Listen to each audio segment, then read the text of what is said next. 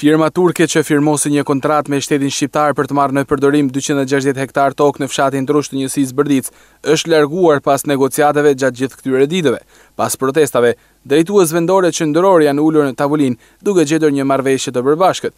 Largimin e firmës turke e bën të ditur ish kryekomunari i Bërdicës, Besnik Xhemali. Ndërmjet jush, të drejtohu me komunitetit fshatit Trushit, komunitetit Bërdic, se tokët e Trushit, ashtu që kanë dem babadem, t'i gëzojnë pas që lloj problemit, edhe tani debat, tani kërkes, tani dashëri me shpirt për mi pas mi gëzu tokët, ashtu që kanë gëzu partë të nëve edhe sët mi gëzu ato, pas që lloj problemit, të falënderoj prefektin, falënderoj ministrin e bujqësisë dhe kryeministrin, falënderoj edhe firmën Maqedonëse turke, me mirë kuptim.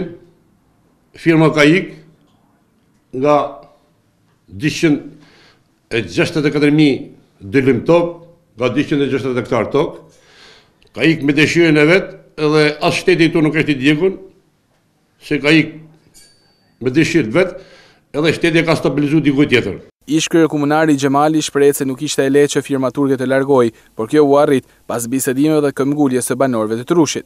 A kemi drejtat parëve të nëve, a ken edhe ka me ken pasonjeve të nëve, i gëzoshin tokët. Të bësh një diskutim a kanë e vështirë, a pas a kanë e vështirë, diskutohet se çdo gjë ka të vështirë. Kur gjen mirë kuptimin si firma largohet prej fshatit Trush, edhe ata tokët, as i metër tokë nuk i merret fshatit Trush, se është drejtë të nëve, i gëzoshin tokët. Tashmë firma turko-maqedonase nga fshati Trush, në bazë të marrëveshjes me shtetin shqiptar, do të marrë në përdorim një sipërfaqe toke në fshatin Luarz të Velipojës me idenë për të mbjellur dhe tregtuar më pas uriz.